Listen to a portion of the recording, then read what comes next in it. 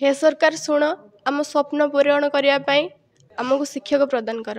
मु भाभी जे बड़ आईएसएम जिते आम 9th क्लास रे फास्ट आसलु तो सब टीचर थिले तो आम भावुलु जे पढ़ा ठीक हम तापर मु आईएएस भी हो पारमी मो स्वप्न पूरा कर पारमी।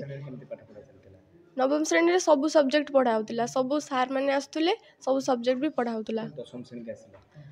दशम श्रेणी रे सार आसुना जी सार आसुले कई आसुना तापर 2 जन सार रिटायर्ड भी कर गेस्ट टीचर भाव में पढ़ाते आस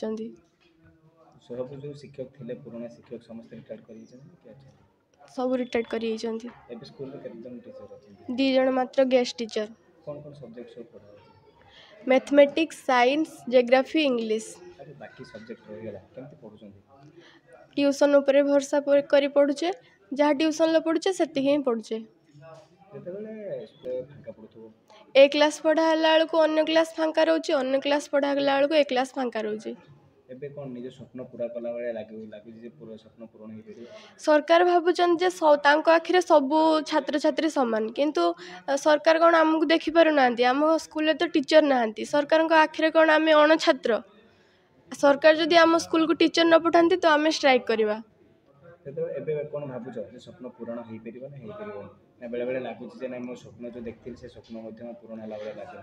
सरकार जदि आम कथा शुणे टीचर पठेबे तो आम पढ़ी हो पार। 1984 मसीह सरकार यहाँ परिसरभुक्त कले ग्रांट नापी अनुमति मिला। 194 आम समस्ते सरकारी अनुदान प्राप्त हेलु। 194 ठारू समस्त शिक्षक माने अनुबंधित होई दरमा पाई आसुथिलु किंतु 2015 मसीहा ठारू जड़े जड़े शिक्षक आस्ते आस्ते रिटायरमेंट करू करू 2023 मसीहा सुधा समस्त शिक्षक अवसर नहीं गले। शिक्षाकर्मी 2023 मसीह शेष जनक रिटायरमेंट नहीं कौन सरकारी भाव में हिसाब करने को गले कौन निर्दिष्ट भाव में कौन सरकारी शिक्षक सरकारी चपरासी ए विद्यालय नहांती। आम विद्यालय को भाड़ा चलैवाई नरणपुर हाईस्कल प्रधान शिक्षक को दायित्व अर्पण करा जायछि। 2टी विद्यालयर दायित्व नहीं जोगु प्रथम थर आम विद्यालय को प्रथम ओली और द्वितीय ओली को सी अन्य विद्यालय को जाउछंती। एहीपरि अल्टरनेट करी किछि दिन चली सरकारी कार्यक्रम करने को हेले जड़े शिक्षकर रेगुलार शिक्षकर दस्तखत दरकार पड़े से सरकारी भाव में तांकु नियुक्ति दिया जी जहाँ दस्खत रे समस्त कार्य संपादित होउछि। पाठ पढ़ा वर्तमान सुधा संपूर्ण भाव में भुसुड़ी पड़ी। 2 जन शिक्षक आंबे सीए मैथमेटिक्स साइंस मु जने हिंदी शिक्षक अटे।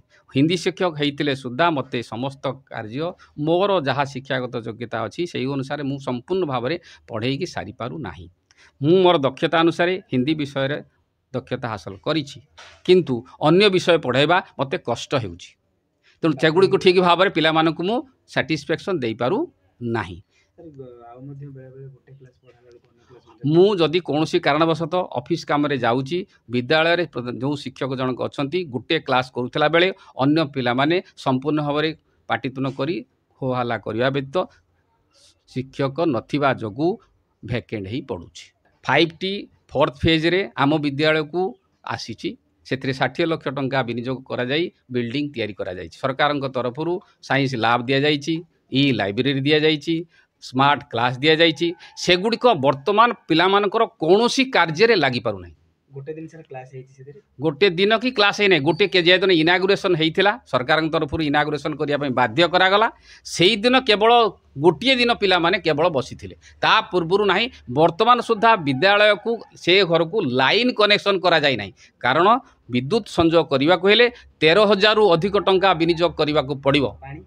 पानीर समस्या अति उत्कट पिला माने निजे पानी बाल्टी रे आनी पीवा पाई व्यवस्था ग्रहण करुछंती।